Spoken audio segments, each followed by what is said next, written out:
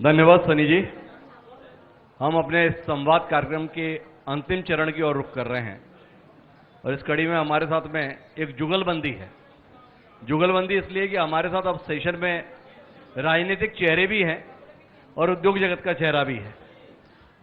तो हम भोजपुर विधानसभा क्षेत्र के अंतर्गत मंडीदीप औद्योगिक इलाके में बैठे हैं, तो उद्योगपति और राजनीतिक के दोनों से अगर मिलकर बात करेंगे तो शायद क्षेत्र के संदर्भ में ज्यादा ईमानदार बात कर पाएंगे। हमारे साथ मंडीदीप औद्योगिक क्षेत्र के अध्यक्ष राजीव अग्रवाल जी मौजूद हैं, आपका बहुत बहुत स्वागत है। हमारे साथ जितेंद्र मीणा जी मौजूद हैं, हमारे साथ पाल साहब मौजूद हैं। तो शुरुआत राजीव जी आपसे ही करते हैं। इन दोनों के साथ कैसा महसूस कर रहे हैं? एक तरफ कांग्रेस, एक तरफ भाजपा, कितना सुरक्षित या कितना असुरक्षित महसूस करता है उद्योगपति इन राजनेताओं के बीच में? जी जी आप शुरू करें।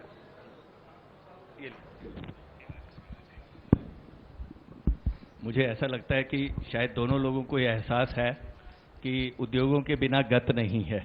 जी तो मुझे किसी की तरफ से भी कोई असुरक्षा नहीं लगती, क्योंकि सभी को ये समझ है और मेरा ख्याल है सभी पार्टियां ये मानती हैं कि एक अच्छा उद्योग जब खड़ा होता है, उसके सहायक उद्योग खड़े होते हैं, लोगों को रोजगार मिलता है, हाउसिंग बनती है, ऑटो वाले चलते हैं, स्टेशनरी, भोजन, सब काम होते हैं। तो मुझे लगता है दोनों को ये एहसास है, तो मुझे दोनों तरफ से कोई असुरक्षा नहीं है। मुझे लगता है जो भी आएगा बेहतर ही होगा। यह इतनी ज्यादा दहशत है कि दोनों सामने बैठे हुए तो कैसे कह दूं कि इनसे कोई असुरक्षा है? मैं आपको बताऊं, इस बात का जवाब यह है कि दहशत सिर्फ और सिर्फ उसकी भी नहीं है जो ऊपर बैठे, क्योंकि अच्छा कर रहे हैं तो क्यों दहशत करेंगे। और दहशत की कोई सवाल ही नहीं है। अच्छा काम कर रहे हैं, दिल से काम कर रहे हैं, जो आएगा उसके साथ मिलकर काम करेंगे, व्यवस्थित काम करेंगे। कुल मिला के मकसद है इस देश को आगे बढ़ाना, और वो काम हो ही रहा है। देश को आगे बढ़ाना है सर।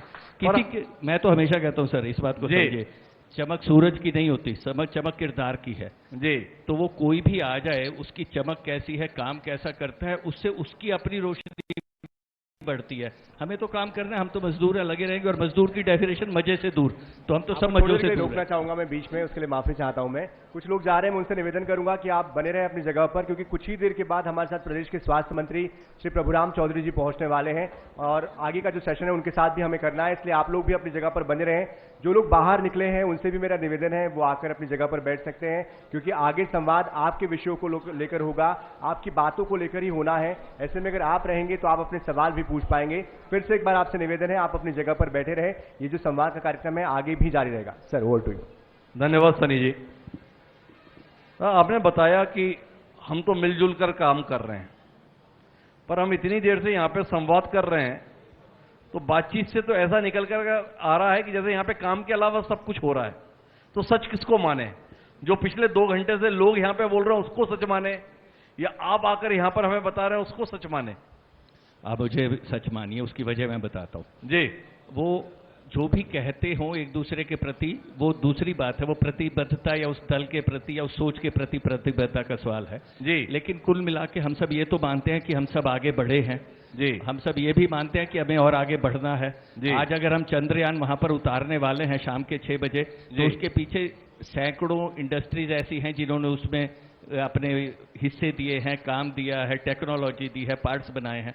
तो वो इरिस्पेक्टिव ऑफ एनीवन, चाहे वो किसी पार्टी ने परमाणु बम फोड़ा या किसी ने चंद्रयान भेजा, हम लोग तो उसके साथ खड़े हैं कि आप आगे बढ़ाने के लिए जो कर सकते हैं हम करेंगे, और हमें सबका सहयोग मिला भी है। ईमानदारी की बात तो ये है जी। तो कोई बात ही नहीं जी। आप कह रहे हैं कि आपको सबका सहयोग मिला, पर यहां लोग बता रहे हैं कि लोगों को आपका सहयोग नहीं मिला जी। लोग बड़ी गंभीरता के साथ यहां बता रहे थे जी। कि बताओ उद्योग तो यहां लग गए, पर यहां के लोगों को रोजगार तो ये लोग देते नहीं है। अब आप बताइए ऐसा आपने इन लोगों के साथ क्यों किया? हाँ, तो मैं बड़े मन से इन सबसे कहता हूं जिनकी भी ऐसी शिकायत हो कि पहले तो मैं, अगर आपके मन में कोई ऐसी बात है तो मैं उसके लिए माफी मांगता हूं, लेकिन दूसरी बात यह भी है कि आप मेरे साथ चलिए। हर फैक्ट्री के, हर चौथी फैक्ट्री के बाहर एक बोर्ड लगा हुआ है, वर्कर्स की तलाश है, भर्ती जारी है, वेल्डर चाहिए, ट्रांसपोर्टर चाहिए, हमें लोग नहीं मिल रहे। आप कह रहे कि हम लोगों को भर्ती नहीं कर रहे। भाई और एक और बात कहता हूँ जी। उद्योग तो लोग ही चलाते हैं, मैं थोड़ी मशीनें चलाता हूँ। वो लोग जिनको हम भर्ती करते हैं, जिनको मौके देते हैं, वो चलाते हैं जी। और वो चला रहे हैं और हमें मिल रहे हैं। और मैं आपको एक और बात, इसका पैमाना ये है, आप सुबह पीठे पे जाइए, मुश्किल से 10-12 लोग मिलते हैं, नहीं तो शहरों के पीठों पे, भोपाल के पीठों पे सैकड़ों हजारों लोग बैठे हुए हैं। नहीं, आपकी बात तो ठीक है, लेकिन अभी थोड़ी देर पहले ये इन्हीं मामलों पे बड़ा मुखर होकर बोल रहे थे। अग्रवाल साहब बैठे हैं, आप दोनों में तो कोई जना कुछ बोलने को तैयार नहीं है। ऐसी दहशत अग्रवाल साहब की। ना साहब, ये आप ये देखिए साहब, इनकी बात सुनिएगा मत। ये बड़ी देर से मुझे उचकाने की कोशिश कर रहे थे, मैं नहीं उचका तो अब इन दोनों को उचकाने की कोशिश कर रहे हैं। हम ऐसे हमारी सर समझे बात को। लेकिन मेरा पाल साहब आपसे सवाल है, वाला काम अभी कोई नहीं थोड़ी है। देर पहले तो इस सभागार में लोग चिल्ला चिल्ला के बता रहे थे स्थानीय लोगों को रोजगार नहीं मिल रहा, नहीं मिल रहा, नहीं मिल रहा। यहाँ अग्रवाल साहब बता रहे हैं रोजगार रखा हुआ है, आदमी नहीं मिल रहे, नहीं मिल रहे, नहीं मिल रहे। सच क्या है? माननीय हिमांशु जी, IANS न्यूज का धन्यवाद जी। मंडीदीप नगर में आज से माननीय एसोसिएशन के अध्यक्ष जी यहाँ बैठे हैं जी। आज से 10 साल पहले जी। जिस प्रकार से मध्य प्रदेश का औद्योगिक जगत पूरा बंद की कगार पर था जी। और जिस दिन से माननीय शिवराज सिंह चौहान जी की सरकार आई तब से लेकर आज तक ये सच है कि मंडीदीप नगर का ऐसा कोई औद्योगिक नगर इंडस्ट्री नहीं है जो चालू नहीं है और 300 प्लस इंडस्ट्रीज ऐसी हैं जो रूप से चल रही है। और मैं धन्यवाद भी देता हूं औद्योगिक नगर के हो कि मंडीदीप नगर के जो हमारे लोग हैं और हमारा रायसेन जिले के लोग और मध्य प्रदेश के या अन्य स्थान के लोग यहाँ पर आके रोजगार कर रहे हैं। मैं भाई साहब माननीय राजीव जी भाई साहब की बात से भी सहमत हूँ जी कि हर इंडस्ट्रीज में मैं भी चूंकि एक लेबर सप्लाई का काम करता हूँ, स्वाभाविक रूप से रोजगार करने के लिए लोग यहाँ पर पर्याप्त मात्रा में मिल नहीं रहे हैं और हर जगह हर ट्रेड में, चाहे वो फीटर हो, चाहे वेल्डर हो, चाहे अन्य प्रकार की जो भी विधाएं हैं, चाहे पॉलिटेक्निक के लोग हों या इंजीनियरिंग लोग हो, तो लोग मिल नहीं रहे हैं। और वहां पर यह स्थिति है कि लोगों को ITI कॉलेज में जाकर एसोसिएशन ऑफ ऑल इंडस्ट्रीज के या इंडस्ट्रीज के लोगों ने वहां जाकर कैंपस करवाया कि हमारे यहाँ आकर रोजगार करिए। अच्छा, एक बात बताइए, ये कांग्रेस के समय पे कुछ नहीं हुआ ये तो भाजपा बताती थी, पर आपने अभी ये बताया कि देखो यहाँ पे औद्योगिक क्षेत्र में काम तब हुआ जब शिवराज सिंह जी की सरकार आई।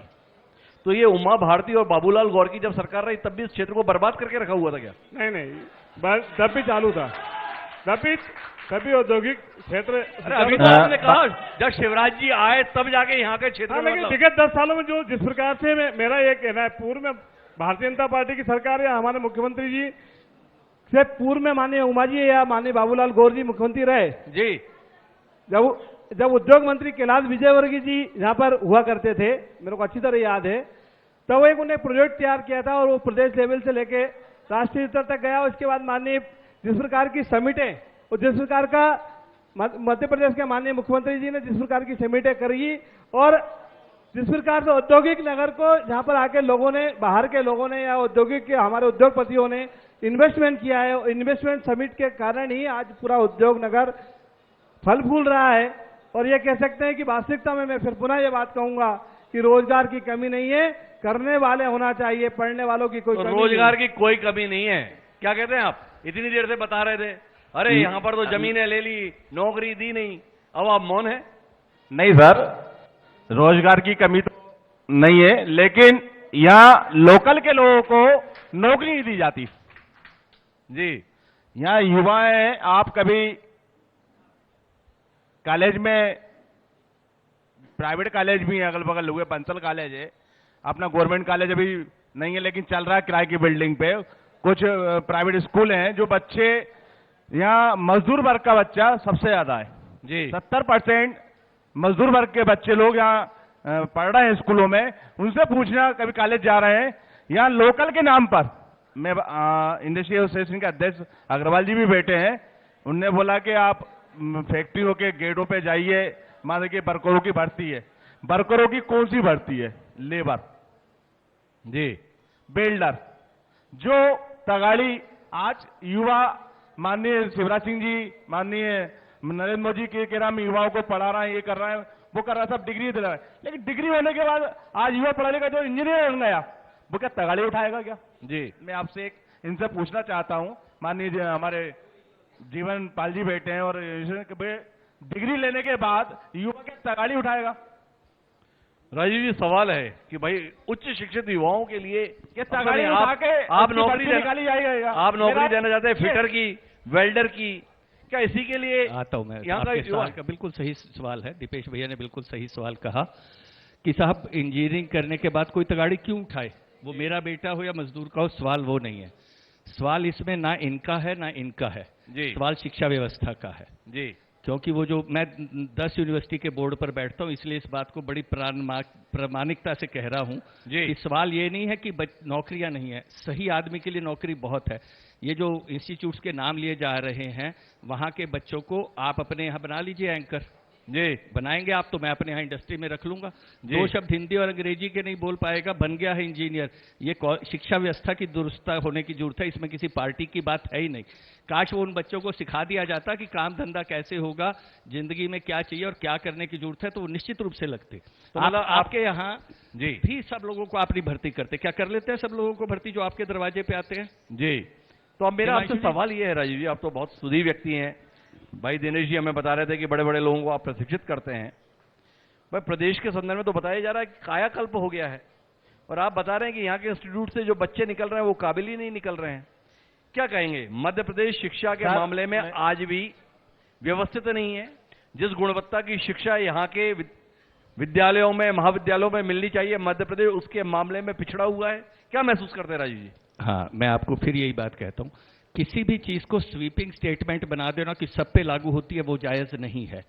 जब मैं कहता हूं कि नहीं है, तो वो एक कुछ इंस्टीट्यूट्स पे लागू होती है, लेकिन ये कह देना कि सब पे लागू होती है, ये गलत होगा। जी आप देखिए, ये दुनिया के हर काम में लागू होता है। आपके घर के बगल में किराने की 3 दुकानें होंगी, एक बहुत अच्छी चल रही होगी, एक को ग्राहक तरस रहे होंगे, एक किसी तरह रगड़ रहा होगा। जी। ये एजुकेशनल इंस्टीट्यूशंस पे है। कुछ बहुत अच्छा कर रहे हैं, उनके सारे बच्चों को नौकरी मिल रही है, कुछ के 25-50% को मिल रही है, कुछ को बिल्कुल नहीं मिल रही है। तो कोई तो फर्क है। मैं इस बात से सहमत नहीं हूं कि सारे बहुत अच्छे, और इस बात से भी सहमत नहीं हूं कि सारे खराब। सारे खराब है। चलिए हम वापस आपकी एसोसिएशन पे आते हैं। जी, आपने माना कि सरकार सहयोग कर रही है, स्थानीय लोग सहयोग कर रहे हैं, यहां पर फैक्ट्रियां तरक्की कर रही हैं, पर जिन फैक्ट्रियों ने तरक्की की है उन्होंने इस क्षेत्र की तरक्की में क्या कोई योगदान दिया है? इसमें थोड़ा आपसे रोशनी मिले। हाँ, क्या बिल्कुल। मंडी द्वीप के संदर्भ में कायाकल्प करने में यहां की इंडस्ट्रीज ने योगदान दिया है? थोड़ा इसमें रोशनी देंगे? बिल्कुल बिल्कुल, बहुत अच्छा सवाल पूछा और मुझे खुशी है आपने सवाल पूछा। किसी भी इंडस्ट्री, पहले किसी जमाने में आपने सुना होगा एक चीज होती थी CSR, कि उसमें आपको कुछ इंडस्ट्री को जो एक्स प्रॉफिट करती है उसको खर्चना पड़ता है। एक जमाने में इंडस्ट्रीज कहीं भी जाके खर्च देती थी, लेकिन अभी चीजें बदल गई हैं।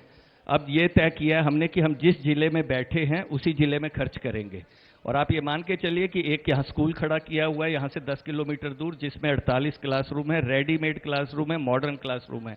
एक राहुल नगर है, वहाँ पर एक सामुदायिक भवन बनाया है। उससे पहले एक बच्चों के हाथ धोने की व्यवस्था की हुई है। स्कूल का एजुकेशन सॉफ्टवेयर दिया हुआ है। सड़क के सामने वो जो आपको हॉस्पिटल दिखाई दे रहा है वो इंडस्ट्री ने खड़ा करवाया था। जब पूरे प्रदेश को ऑक्सीजन नहीं मिल रही तो भोपाल का पेट भी भरा था, मंडीदीप का पेट भी भरा था। और जब यहाँ जरूरत हुई तो यहाँ के लोकल हॉस्पिटलों को 20-20 लाख रुपए के इक्विपमेंट ला कर दिए थे। हम अपने कार्य के प्रति जागरूक, और हम सिर्फ यही नहीं करते साहब, मैं आपको एक और बात बता देता हूं, यहाँ के सब लोगों को शायद मालूम होना चाहिए, इरिस्पेक्टिव ऑफ द पार्टी। मैं जब अध्यक्ष बना, मैंने लोगों से कहा यार ये लोग कहते हैं कि इंडस्ट्री लायक बच्चे नहीं है, तो इंडस्ट्री ने क्या किया बच्चों के लिए? हमने कहा हम अपने बच्चों को ट्रेन करेंगे, आप भेजिए हमारे पास, हम उनको एजुकेशनल टूर कराएंगे, इंटर्नशिप देंगे। और वो एक और काम किया, कोई एक बच्चा जिससे छोटा मोटा कोई अपराध हो गया उसे कोई नौकरी नहीं देता साहब, क्योंकि उसका रिकॉर्ड बन गया। मैंने कहा यार अगर कोई सुधरना चाहता है तो उसको मौका दीजिए, और मैं कहता हूं ऐसे हमने 32 बच्चे भर्ती किए, खूब किया साहब। तो अभी ये सरकार ने जो एक योजना लागू की है, सीखो कमाओ जी, इसके संदर्भ में क्या दृष्टि है आपकी? चुनावी हथकंडा है या प्रदेश के युवाओं के लिए वाकई नए अवसर उपलब्ध कराने की दिशा में महत्वपूर्ण कदम है? मैं सब किसी भी प्रयास को पहले ये देखता हूं कि उसमें सकारात्मकता क्या है। मुझे चीजों में नकारात्मकता कम दिखाई देती है। मुझे लगता है कि अगर सही ढंग से अप्लाई हो जाए और बच्चों को मौका मिले तो डेफिनेटली एक अच्छी योजना है। और सीखें और कमाएं, उसमें बुराई क्या है? सीखने दीजिए, कमाने दीजिए।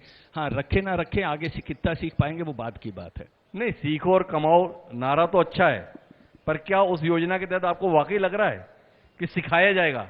या कुल मिला के 8,000, 10,000 2 साल तक देना है, दे लिए, सरकार का ये चुनाव का काम तो निपट ही जाएगा। मैं सब किसी भी चीज में पहले नियत में खराबी नहीं देखता। मेरी फितरत है कि अगर कोई अच्छा काम हो रहा है तो उसको अपन सकारात्मक एनर्जी से देखें, स्थितियों को प्रूव करने दें कि ये काम गलत था। मुझे हमेशा लगता है कि हर चीज का एक पहलू होता है जिसे कहते हैं गलती, और एक पहलू होता है नियत। तो हर काम में नियत नहीं देखता। मेरा दोस्त अगर मुझे बुलाने से भूल जाए तो मैं ये नहीं सोचता उसकी नियत खराब थी, मैं सोचता हूँ भूल गया। तो कुछ भूल हो जाए तो दूसरी बात है, लेकिन नियत अच्छी है। अब क्या है, आप भाजपा के नेता हैं नहीं, नियत आप देख रहे हैं ना, हम भी नियत ही देख रहे हैं। और चुनाव में 4 महीने का वक्त है और सीखो कमाओ योजना है जी। तो अब नियत पे आपने बड़ा जोर दिया सर, तो नियत पे सवाल उठेगा ना। चलिए मैं कहूंगा देर आए दुरुस्त आए, जब आए तब ठीक है, बुराई क्या है उसमें? जी बात साहब कुछ कहेंगे ना आप? आते तो वो भी ना आते।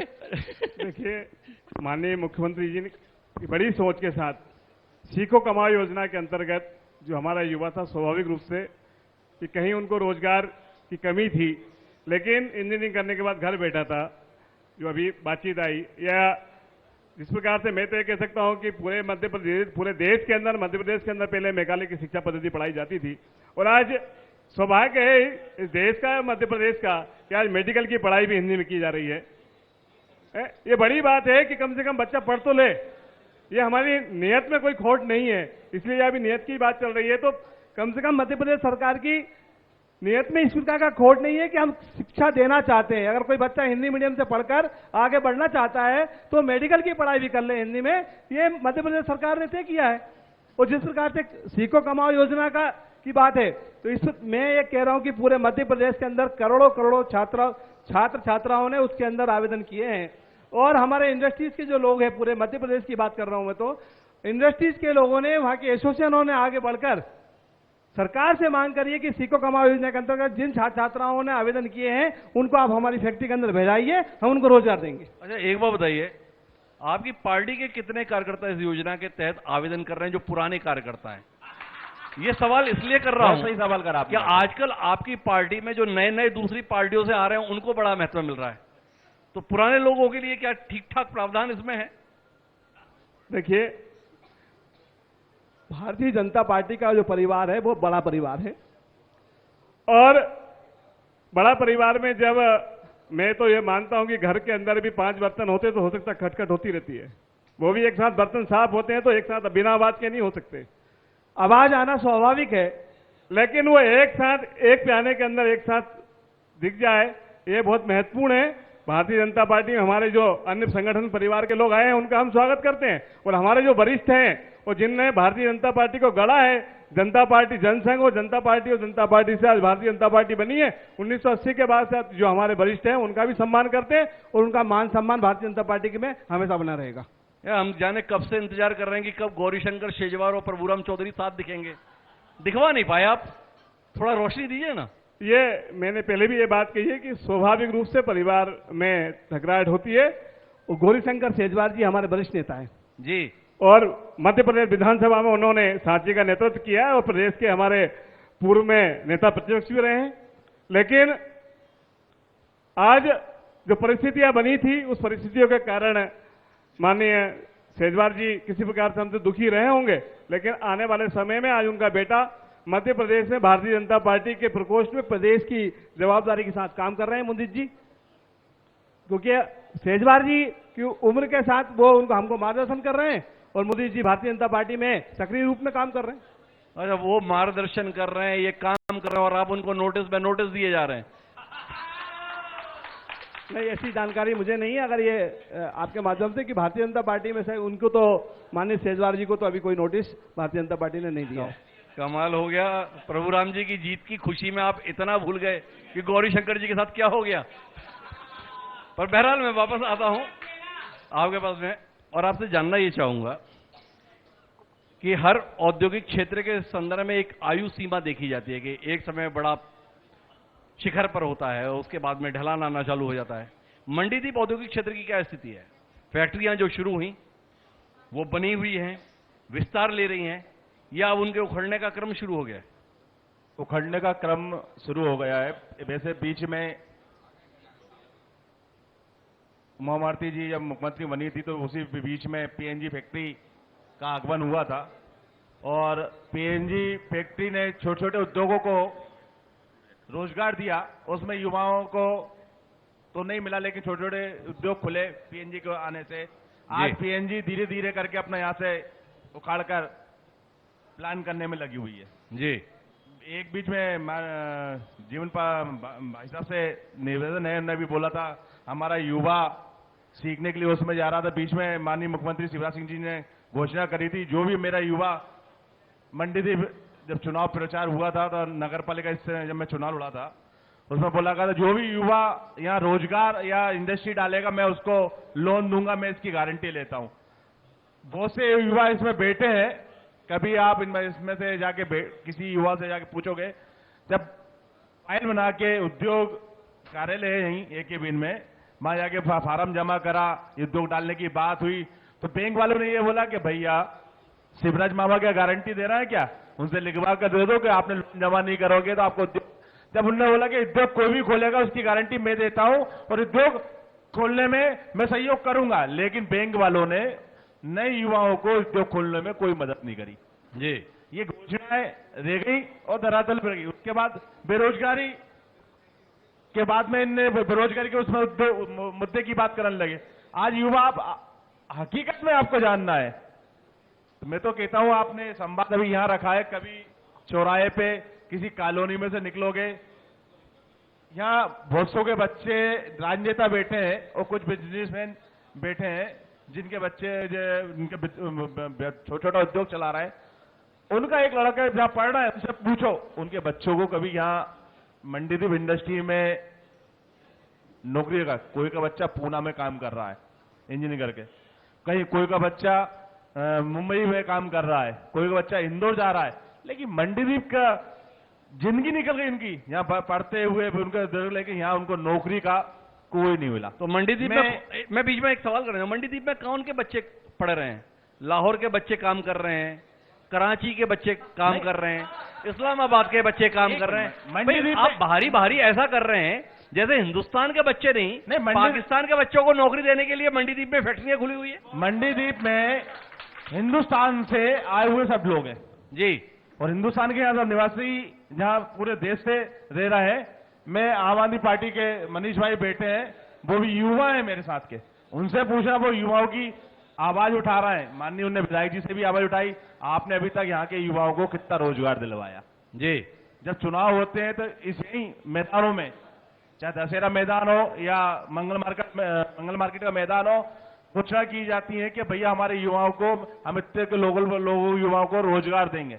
एक भी रोजगार नहीं दिया। नहीं हो तो आप जानकारी उठा लें, उस चीज के लिए आप जो बोलोगे कोई रोजगार नहीं संवाद होगा, डबल तो संवाद में अपन बैठेंगे। लेकिन मैं अग्रवाल साहब आपके पास वापस आना चाहता हूं, और हम इंडस्ट्रीज को लेके बात कर रहे थे। क्या स्थितियां हैं मंडीदीप की इंडस्ट्रीज की? विस्तार ले रही हैं या हाँफ रही हैं? मैं कहूंगा कि देखिए इंडस्ट्रीज चल रही हैं जैसे पहले चल रही थी और बढ़ रही हैं, और मैं ये भी कह रहा हूं कि साथ में मैं किसी भी राजनीति से मुझे कोई लेना देना नहीं है। मैं सिर्फ ये कहता हूं कि एक शायद हम ऐसे जगह खड़े हुए हैं जहां से मुझे दिखता है कि लोगों के लिए, समाज के लिए और देश के लिए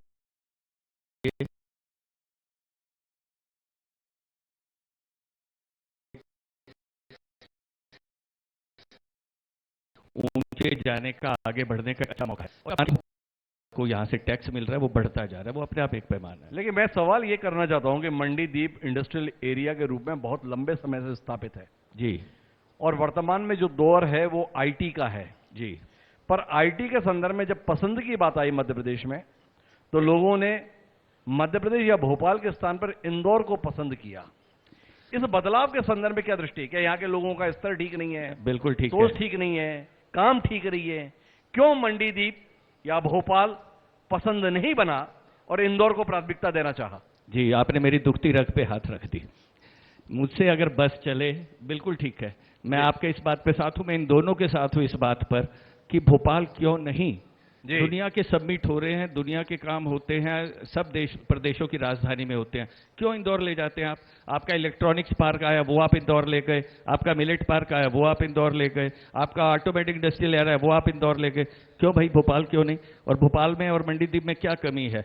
लोग अवेलेबल हैं, एक कॉलेज अवेलेबल हैं, पार्क अवेलेबल हैं, आपको सिनेमा देखने को चाहिए सिनेमा अवेलेबल है, खरीदने शॉपिंग के लिए मॉल चाहिए वो सब अवेलेबल हैं, कल्चर अच्छी है, लॉ एंड ऑर्डर बहुत अच्छा, क्यों नहीं? तो मैं तो इस बात के लिए बिल्कुल आपके साथ हूं, मिलकर आवाज बुलंद करने के लिए कि भोपाल क्यों नहीं, और भोपाल ही क्यों नहीं। आइए भोपाल के लिए मिलकर लड़ते हैं।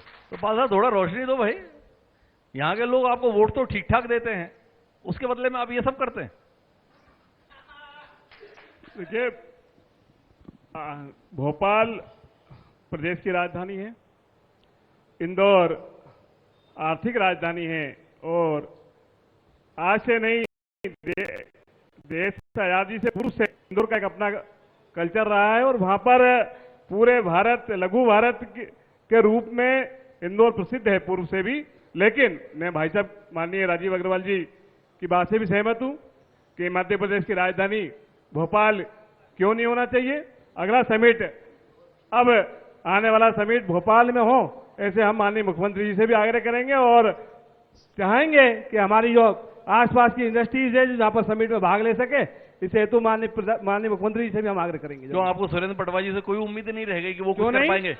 माननीय सुरेंद्र पटवा जी खुद हमारा नेतृत्व कर रहे हैं। आप तो सीधे बोले, हम तो शिवराज जी से ही बात करेंगे। नहीं, आग्रह करेंगे तो हम नेतृत्व अभी माननीय विधायक जी के नेतृत्व के रूप में यहाँ पर उनके आशीर्वाद से और उनके स्नेह से यहाँ पर हम विराजमान हैं।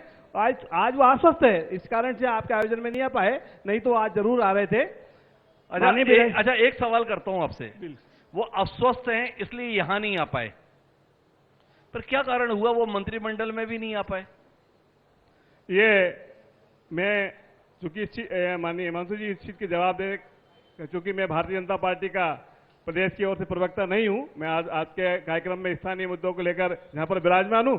इस स्वाभाविक रूप से संगठन ने जो तय किया होगा वो ठीक किया होगा। भारतीय जनता पार्टी परिवार बड़ा है। स्थानीय मुद्दों को लेकर यहां पर हैं, यहां के स्थानीय विधायक सम्मान्य सुरेंद्र पटवा जी, सुंदरलाल पटवा जी के उत्तराधिकारी मंत्रिमंडल में नहीं है। भाजपा के एक निष्ठावान और प्रतिबद्ध कार्यकर्ता होने के नाते आपके मन में इसको लेकर कोई सवाल नहीं है? क्यों नहीं है? भारतीय जनता पार्टी ने पूर्व उनको सरकार में उनको मंत्री बनाया, सम्मान उनको दिया है। पूर्व में पर्यटन और संस्कृति मंत्री के रूप में मध्य प्रदेश में नहीं, तो उन्होंने मंत्री रहते हुए ऐसा क्या किया जो इस बार लगा कि नहीं इनको मंत्री नहीं बनाना चाहिए? नहीं, ऐसी कोई बात नहीं है कि उनको मंत्री नहीं बनाना चाहिए। सरकार या संगठन ने जो निर्णय लिया, आपके पास उत्तर नहीं होगा, पर आपके पास तो उत्तर होगा। क्या किया उन्होंने जो नहीं बनाया? ये तो अपनी पार्टी की कमियां बता रहे हैं, अब क्या बोले। जो इनमें आपसी फूट डली हुई है, ना वो माननीय मुख्यमंत्री शिवराज सिंह जी के चहेते बन पाए, और इस क्षेत्र में जो गुटबाजी चली सीनियर और जूनियर की, पटवाजी के उसमें इसमें क्षेत्र पटवाजी के उसमें बोलने के लिए कोई पूर्व मुख्यमंत्री रहे, सीनियर लीडर रहे, लेकिन बोलने के लिए यहाँ के कार्यकर्ता नहीं बोल सकते उनके सामने, क्योंकि या ऐसा तो नहीं कि डेपुटेशन पे आपने अपना आदमी भेज दिया इसलिए ये रह गए? नहीं, ऐसी बात नहीं है। इस रायसेन जिले में रामपाल जी भी उसमें वो मंत्री नहीं बन पाए जी, यहां से भोजपुर से सुरेंद्र पटवाई भी नहीं बन पाए। नहीं, वो दोनों आपको ही जिम्मेदार ठहराते हैं। अब आप प्रभुराम जी को ना भेजे होते तो बन गए होते। अब वो तो शिवराज सिंह जी ने कि जो बीजेपी की रणनीति रही, कांग्रेस के विधायकों को खरीदा और उसमें जो बनाया, उनका जो सौदा हुआ उनमें करके बन बैठे, लेकिन इनके लोगों को हटा दिया। अब इनके ही लोग कांग्रेस ज्वाइन कर रहे हैं, धीरे धीरे करके आके और आ रहे हैं। मैं सरासर इस चीज को नकारता हूं कि कोई सौदा नहीं, अगर स्वतंत्र देश है। एक बात बताइए, आपने कहा सौदा हुआ इसलिए बन गए, कोरोना का पूरे हिंदुस्तान में कोरोना काल लागू था, लेकिन सरकार गिराने के चक्कर में मध्य प्रदेश में कोरोना काल लागू नहीं हुआ। बेस ही सरकार गिरी, कोरोना काल जी, कोरोना काल लगा दिया गया जी। पूरे मध्य प्रदेश में आम पब्लिक, यहाँ के वर्कर कैसे परेशान हुए, माननीय शिवराज सिंह जी को सोचना था। ये और जगह वो हो रहा था, लेकिन यहाँ की सरकार गिराने के बाद लॉकडाउन लगा, 6 महीने चलता रहा। शिवराज जी मुख्यमंत्री बने, लॉकडाउन लगा दिया। कमलनाथ जी को किसने रोका था लॉकडाउन लगाने के लिए? ये तो सरकार का, भाई साहब इसमें तो सरकार का वो था। देखो, केंद्र सरकार के अधीन होकर मध्य प्रदेश सरकार में जो भी उतार चढ़ाव हुआ, हमसे ज्यादा तो आप जानते हैं, आप इसका जवाब हमसे ज्यादा अच्छा आप दे सकते हैं। आपको चलिए, सब कुछ लेकिन हमारे मालूम है। साथ राजीव जी हैं, तो हम इसे राजनीतिक चर्चा पर ज्यादा नहीं जाना चाहते। हम अब इसे अंतिम मुकाम पर ले जाना चाहते हैं। और राजीव जी, आपसे जानना चाहते हैं कि बतौर उद्योगपति क्या आप महसूस करते हैं ऐसा यहाँ पर होना चाहिए ताकि यहाँ पे औद्योगिक गतिविधियों को विस्तार मिल सके? इसमें एक दृष्टि आपकी मिले। यह आखिरी सवाल है हमारा इससे। जी हिमांशु जी, बेहतर ये सवाल है जो आपको मुझसे पूछने चाहिए, जो अब तक पूछ रहे थे वो आपकी इच्छा थी। आप लड़ नहीं सकते, लेकिन बेहतर ये है जी मुझे ये लगता है कि एक व्यवस्था, ईज ऑफ डूइंग बिजनेस की जो बात हो रही है, उसको जमीन पर मुकाम दिखाया जाना जरूरी है।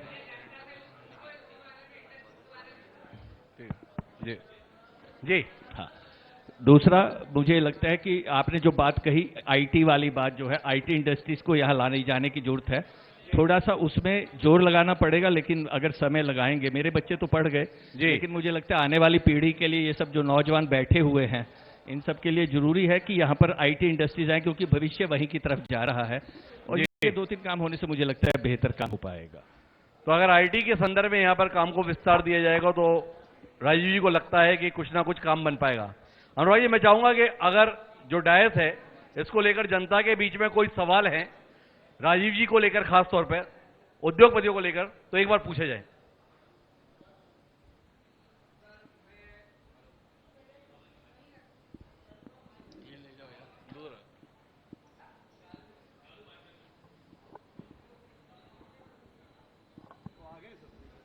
प्रभुराम जी 5 मिनट में आ रहे हैं। बिल खरिया क्रॉस किया है। कितना टाइम लगता है?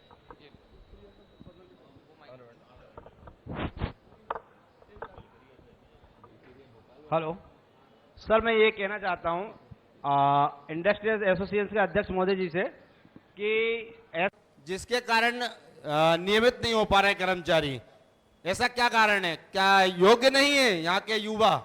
ऐसे पूरे यानी भाजपा का जो जाल बिछा हुआ है, सभी ठेकेदार वो ही हैं, सबको ठेकेदार। आपका सवाल समझ में आ गया। इनका सवाल ये है राजीव जी कि आप अनियमित कर्मचारियों के भरोसे फैक्ट्रियां चलाने की कोशिश क्यों करते हैं? ठेके पे श्रमिकों की सप्लाई पे क्यों भरोसा करता है उद्योगपति, बजाय इसके एक नियमित कर्मचारी के तौर पर नियुक्ति देने के? आप समझे इस बात को कि नियमित कर्मचारी हमेशा प्रेफरेबल है। जहां तक किसी का भी बस चले तो कोई भी अनियमित कर्मचारी क्यों रखेगा?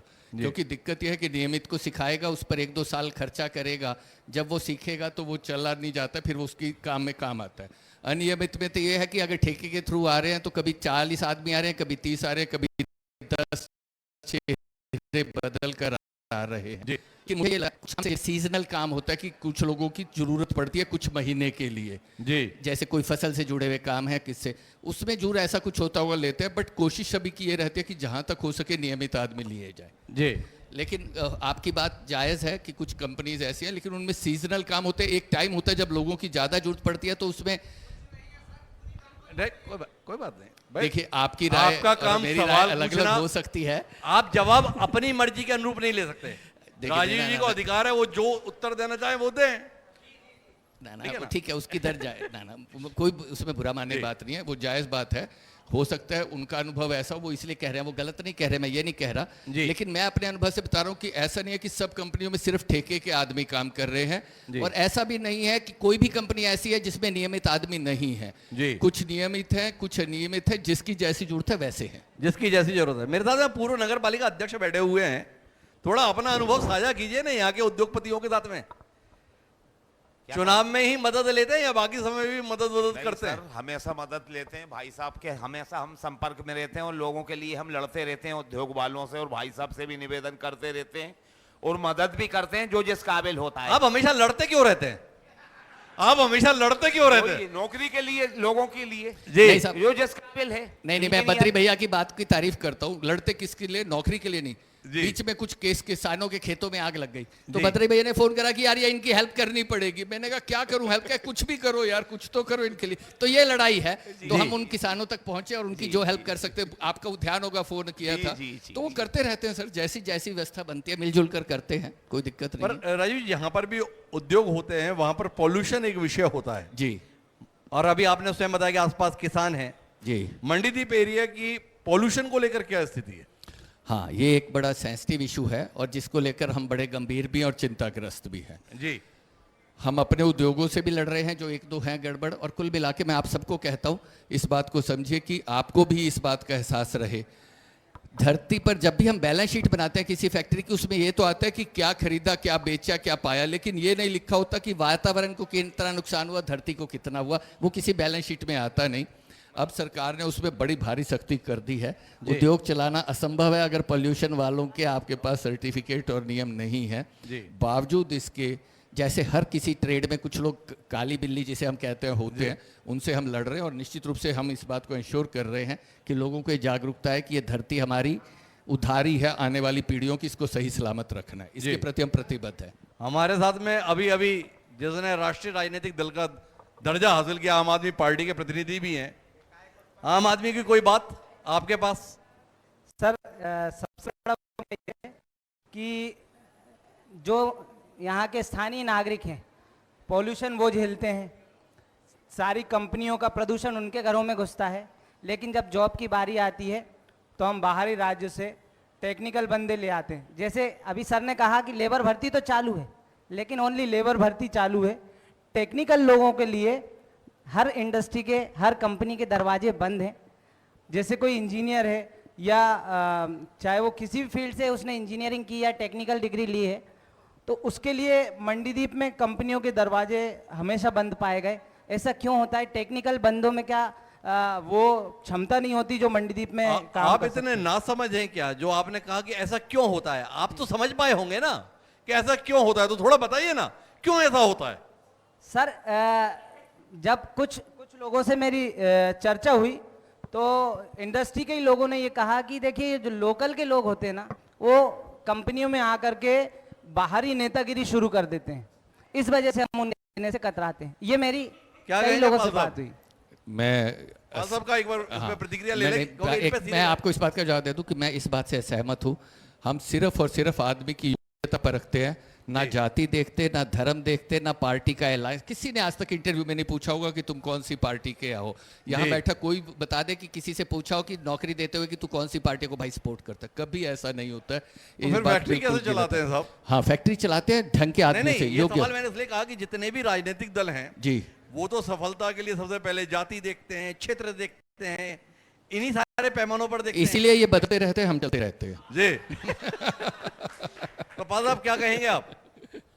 आपके संदर्भ में सीधे तौर पे बात आ गई है कि अब आप जिनके लिए आवाज उठाने की बात करते हैं वो नौकरी पाते हैं, उसके बाद नेतागिरी करने लगते हैं।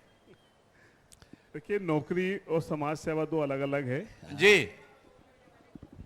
आज का युवा अगर सार्वजनिक जीवन में भी काम नहीं करेगा तो वो पूरा समाज, ये कह सकते हैं कि समाजहीनता उसके अंदर जाएगी, समाज सेवा उसके अंदर रहेगी नहीं।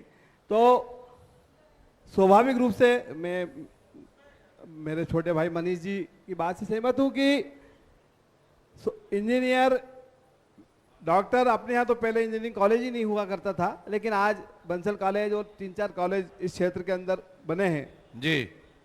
और मैं फिर पुनः ये बात कहूँगा कि मंडीदीप नगर के अंदर अभी जिस प्रकार से, जैसे टाटा का भी एक प्लांट यहाँ पर आने वाला है, यहाँ पर बगरोदा का इंडस्ट्रीज एरिया विगत 2 वर्षों में एक बड़े स्तर पर डेवलप हुआ है, जिसमें आइसर, वोल्वो जैसी बड़ी बड़ी इंडस्ट्रीज ने उसके अंदर काम चालू किया है। पास में तामोट है, तामोट के अंदर प्लास्टिक पार्क, बहुत बड़ा प्लास्टिक पार्क बना, उसके अंदर प्लास्टिक के जो इक्विपमेंट या जिस प्रकार की जो सामग्री है वो प्लास्टिक की बनेगी, ये तय होकर वहाँ पर प्लास्टिक पार्क शुरू हुआ है।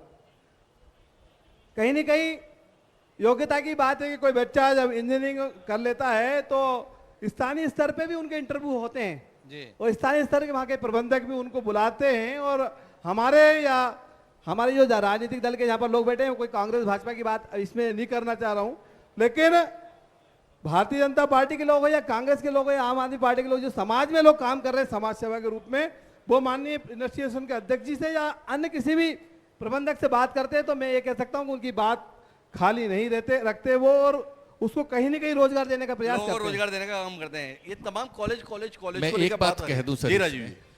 आप इस बात को समझिए कि ये कहना कि सिर्फ बाहर के लोग रखते हैं नहीं है। जो इंटरव्यू लिए जाते हैं पहली कोशिश हमारी भी होती है कि लोकल आदमी को मिले। क्यों? एक तो समय से आता जाता है, दूसरा उसको घर नहीं दिलाना है, खर्चा कम होना है। लोकल आदमी योग्य मिल जाएगा तो क्यों नहीं, सबसे पहली प्रेफरेंस है। वो जो बता रहे हैं थोड़ा राजीव जी, वो व्यवहारिक पहलू है कि अगर लोकल लोग रखते हैं तो जैसे उसे कुछ असंतोष होता है वो साथ में नेताजी को लेकर आ जाता है। नहीं सर, मैं थोड़ा सा विचार डालूंगा अग्रवाल जी के उसमें। जी मनीष भाई ने सही सवाल करा था। जब कोई किसी युवा जाता है तो मैं किसी पूरी इंडस्ट्री की बारे बात नहीं, कुछ इंडस्ट्री ऐसी है वो एक ही सवाल करते हैं युवा से, अच्छा आपके मार्क्स तो अच्छे हैं, आपने करी, रहने वाले कहाँ के? फिर वो कहते समय युवा छुपा लेता है कि हम मंडीदीप का रहने वाला हूं, लेकिन मैंने डिग्री पूना से लेकर आया हूं, इंदौर से लेकर आया हूं, लेकिन मंडीदीप का निवासी रहे। फिर वो कहता अच्छा चलो ठीक है, आपको कोई अच्छा यार, हमारे तो अग्रवाल जी ने ऐसा बोला कि दादा भाई हमारे बहुत अच्छे हैं, उनको जानते हो? हाँ भैया डालते, ऐसा अगर रिज्यूम दे जाओ मैं आपको एक हफ्ते बाद सूचना दे दूंगा। लेकिन वो सूचना डबल से नहीं आती उस युवा के लिए, क्योंकि उनने दादा भाई का नाम बता दिया या चौहान साहब का नाम बता दिया और तू या परेश भाई का नाम बता दिया। क्या उनने पूछा ऐसे करके घुमा के? जब इंडस्ट्री में आपने होता नहीं इंटरव्यू लिया जाता है तो फिर सवाल आपसे यही है, ये दादा भाई, चाचा भाई, काका भाई करते क्या है? उनके नाम के साथ ही जो है रिज्यूम रख लिया जाता है, तो मैं नौकरी नहीं दी जाती।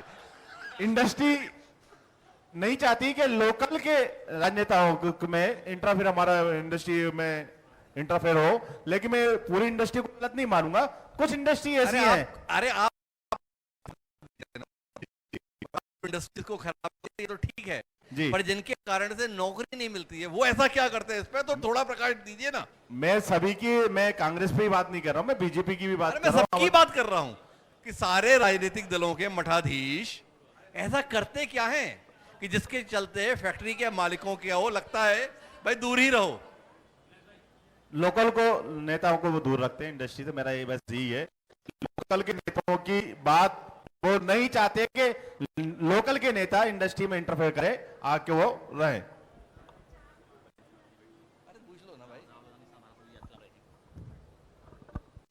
परेश नागर जी मौजूद हैं जो कहीं ना कहीं राहुल गांधी जी के साथ भारत जोड़ो यात्रा में कदम से कदम मिलाकर चले थे।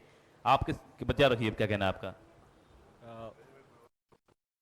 सवाल अध्यक्ष जी से मेरा सवाल है, जो एक ठेकेदारी प्रथा बनी हुई, मुझसे पहले शायद ये सवाल पूछा होगा कि मैं अभी आया हूँ, जो एक ठेकेदारी प्रथा मंडीदीप देखते हैं कि बिल्कुल लागू हुई है कि वो ठेकेदार भी एक विशेष पार्टी के भी हम देख सकते हैं वो ज़्यादा हैं। कुल मिला के ये कह सकते हैं कि कंपनियों पे कब्जा है ठेके के रूप में। तो ये सोचा है। मैं आपकी बात जो है वो शायद पूरी तरह समझ नहीं पाया, मेरी गलती है। ठेकेदारी प्रथा के बारे में मेरी क्या राय होगी?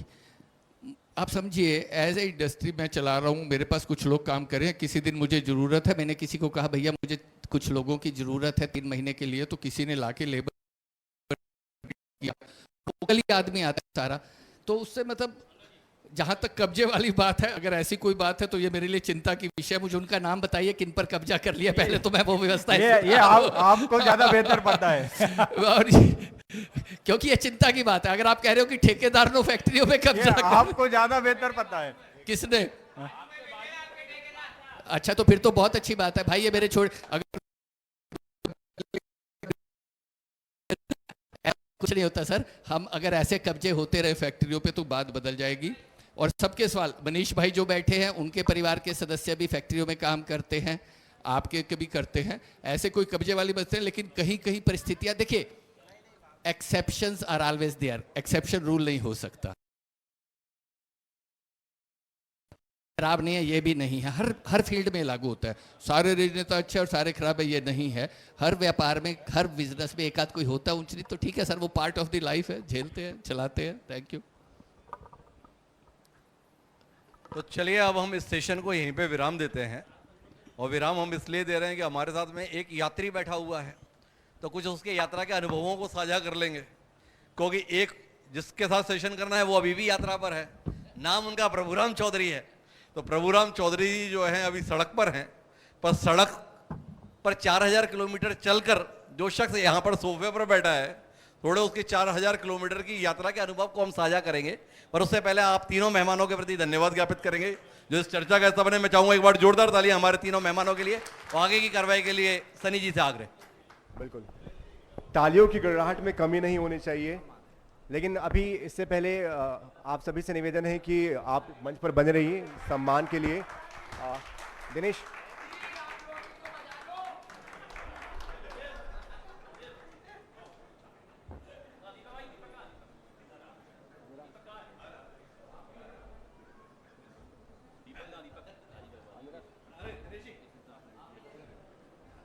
राजीव अग्रवाल जी के लिए तालियां बजाइए जोरदार उनके स्वागत के लिए। आईएनएस 24/7 हरिभूमि के प्रधान संपादक डॉक्टर हिमांशु द्विवेदी जी राजीव अग्रवाल जी का स्वागत करेंगे।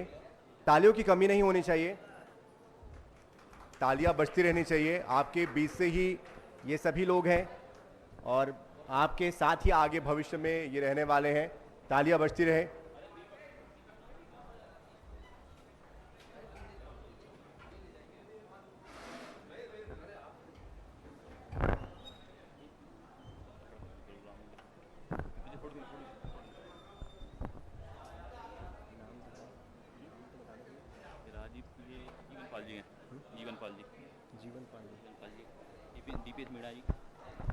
तो जीवन पाल जी के लिए जोरदार तालियां, दीपेश मीना जी के लिए जोरदार तालियां।